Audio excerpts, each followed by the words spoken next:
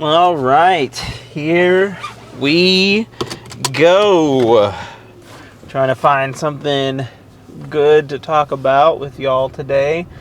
Talk about the general inability to get out on time. I did, in fact, get out, and honestly, in the grand scheme of things, at a decent time. But I've just been spinning my wheels trying to figure out, like I said, it is so hard because I just got off of, in this case, a 10-hour shift, and trying to talk to y'all and be like, oh, this is what's on my mind right now. And in the big grand reality of things, I don't know that I have anything on my mind right now. But I've put a lot of pressure on myself to get all these videos out. So here I am trying to get all these videos out, and it was interesting. I was talking to our intern. He is from Nepal and has a lot of interesting perspectives. He's very intelligent. I like to feel like I'm up there on intelligence as well, and so having an intelligent conversation with him is always interesting.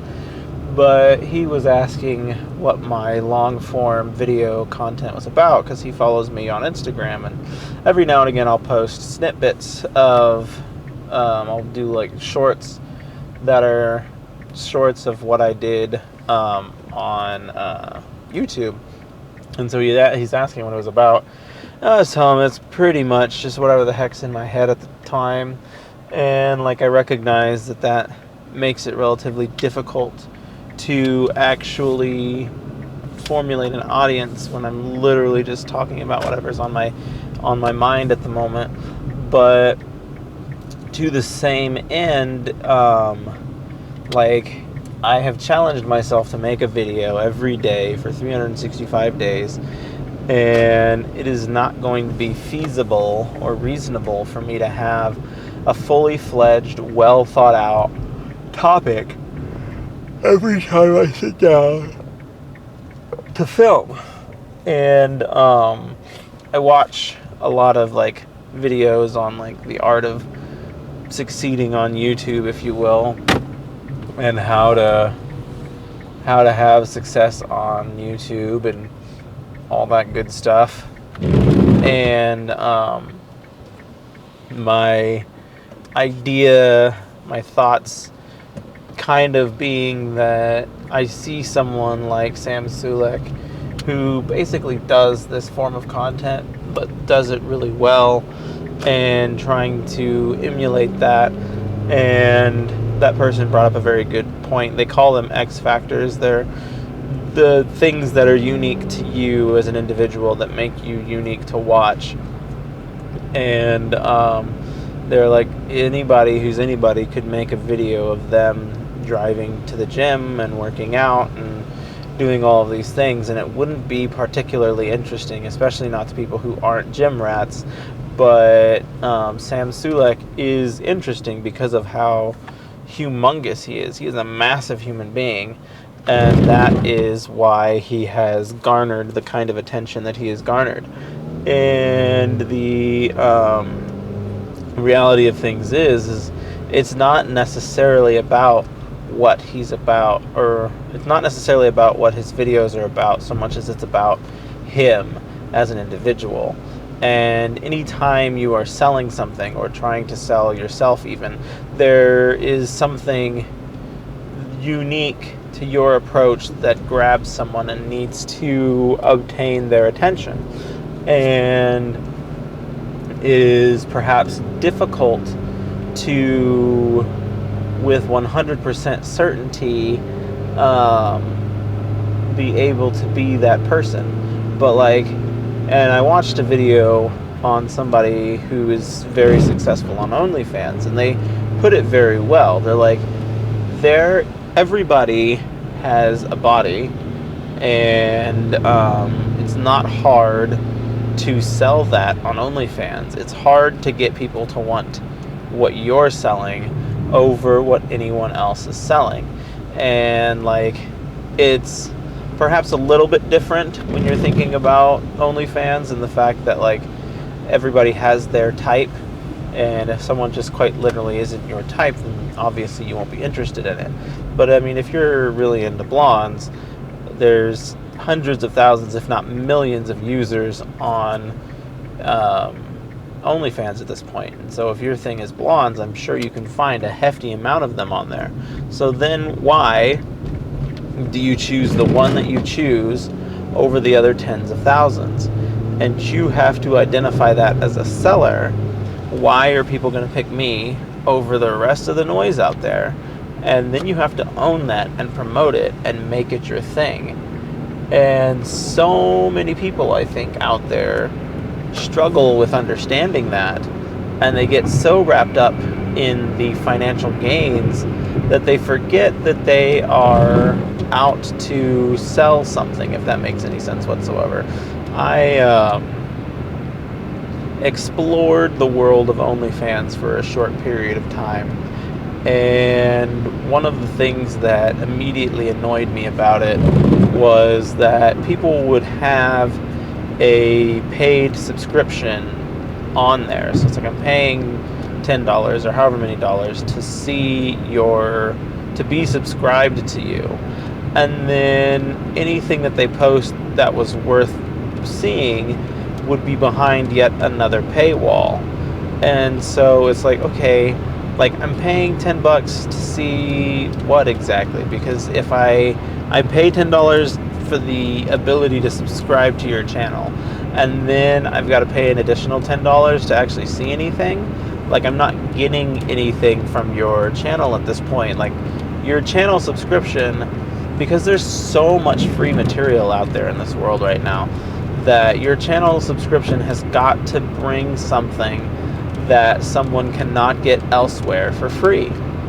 And then maybe have particular situations or stipulations that, okay, if I'm doing a video about X, Y, and Z, then it's going to be paid. But if I'm just doing a general video, then that's what you're paying the subscription price for. But so many people get wrapped up in, well, they're paying me $10 a month to subscribe to me, I'm not going to show them anything, and then if they want to see something else, they'll have to pay an additional $10 per thing that they want to see. And that, to me, is not a profitable business model on something like OnlyFans. And I could be completely mistaken. Everybody could be making bank using that profit model, but I can say with 100% certainty that's what drove me away from the platform. Is like, I'm paying a fee to subscribe to you. You're posting stuff that really isn't any more risque than what you post on Instagram. And then if I want to see something that's more risque than what's on Instagram, I have to pay an additional $10 for it each time you make that posting. And then, like, not to mention the fact that you don't get like to preview it or anything. So it's like, I'm just going on blind faith and spending this money hoping that it's something that interests me. And there's a lot of that on OnlyFans. And towards the end, when I stopped using the service, I was running into a lot of people who were offering VIP access, and you would pay some incredibly steep amount, $200 or something, for VIP access to this person's page, and then you would still have to pay for the stuff that you're gaining access to. So it's like, oh, $12 a month just to be subscribed to me, and then if you spend $200, you'll get access to buy other content that is better than what's on my regular subscription price page, because almost nothing is on my regular subscription price page. And that is an issue. Not knowing how to sell or what you're even selling for that matter is very detrimental and damaging to one's success. And although I'm confident in what I am selling on the internet, what I'm trying to get to succeed on the internet, I am not confident that the rest of the world will immediately latch on, I guess. And it's like, if I only had a few people who were willing to give it a chance, I feel like I would really knock their socks off with the things that I intend to offer. But just finding those people who are even willing to give it a chance is so very difficult. And we live in a world of overexposure at this point, in that if something does not immediately appeal to you, you can just move on with your life and not pay any attention to it and be just fine. And that's not necessarily how we want this world to operate. Like, I'm making a cartoon, and once upon a time that was a pretty rare thing to have someone do, especially if you're making a cartoon that was actually airing on network television. And now there's just so much of that out there that it's not special. And if it doesn't immediately appeal to somebody, then they're just going to turn off and find one of the other tens of thousands of cartoons that are out there in this world that they can enjoy.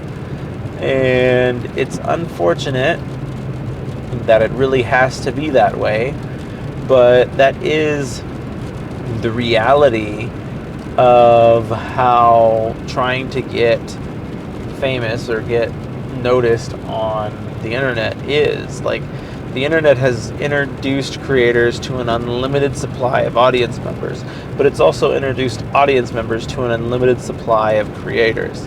And we as creators need to find a way to draw people in and to be different from the crowd.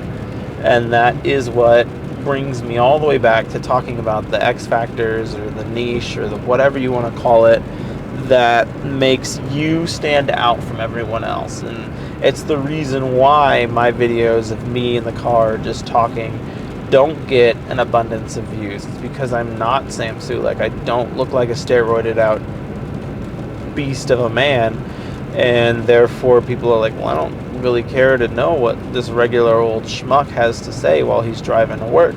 And I can't necessarily blame them. I don't know that I recognize this as content that I would necessarily watch either. If this video wasn't me and just popped up on my feed, I probably wouldn't give it the time of day.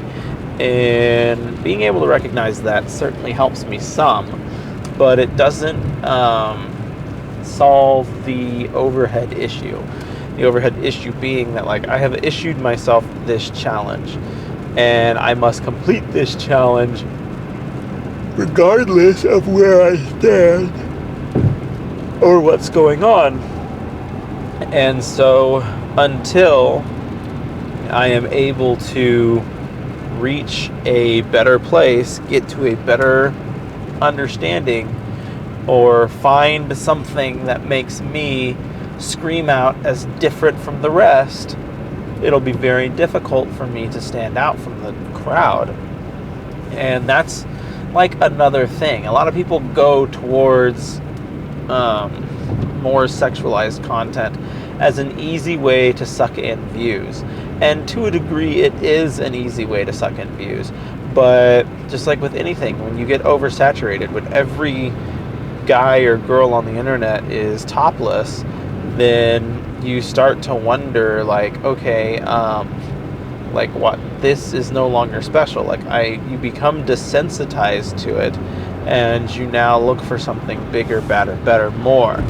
And eventually you get desensitized to the point in which it is really impossible for something to incentivize you, to get you excited. Like, and I feel like that with a lot of like creative adventures, there's not very much new music coming out that excites me. And I feel like the music market is so saturated with stuff that it's very hard for me to like hear somebody or see something and be like, oh my gosh, I'm excited to hear this. This is exciting. And the same could be said about movies, same could be said about video games, same could be said about so many different forms of entertainment, that conformity is ruling the roost, in that people know that videos about birds take off better than any other kind of video. So now everybody and their grandma is going to be making videos about birds. And then you as the audience member find your bird videos that appeal to you for whatever reason, and you watch them. And you as a creator need to find a way to be unique enough to get people watching, but not to be so unique that you alienate yourself from any sort of audience. And it's a tough balancing act to balance, really, to understand and to comprehend, and to be someone who understands and comprehends it and still is unable to lock it in is frustrating. And like, I do understand and get the general concepts and all that good stuff. I think what it comes down to for me is just a general lack of commitment. I lack the commitment required to be consistent, and I lack the commitment required to stick to something that is so mundane that the rest of the world will like it. Like, my own nonconformist nature is working against me in that really I don't want to create anything that is too much like what the rest of the world is creating, and by that token I am now alienating myself from any portion of the world who would care about this content. Like, the content I'm creating at this point would only appeal to someone who knows me on somewhat of a personal level. It's not going to be just generally, oh, anybody who's anybody can watch this and enjoy it. That's just unfortunately not the kind of reality that I'm building myself up for. And if I don't start becoming a name in the community, becoming a name for the people to latch onto, then these videos will continue to just go unwatched and uncared for. And I don't know that I necessarily will ever reach any level of named status to where I can start cranking out videos and people will really be like, wow, yeah, I really give a crap about what that guy has to say. But at least at some point in time, to some degree, I can crank something out that people will care about. And that's what I'm really hoping that Compression Man can be for me, is the bridge of the gap where it's not so personal that you only have to know who I am to give a crap about it, but it's not so broad that just like the whole world knows and cares about it just out of context of its broadness. And yeah, it's tough. Trying to make something that someone genuinely finds funny is tough. It's not easy. And hoping that somebody can not only find something that I genuinely find fun, but to actually have them find it to be fun as well. And yeah, it's just tough, but it's hard not to read the analytics. It's hard not to see that I get thousands of views, and of the thousands of views, people don't even make it past the first 20, 30 seconds. That's hard to get past. And so, and part of that's probably because I'm gaining views through an advertising service. I'm not gaining views naturally, and that's part of the struggle as well. But at any rate, I have arrived at home, and I'm going to start rambling. I hope you got something out of this view. Thanks for stopping by.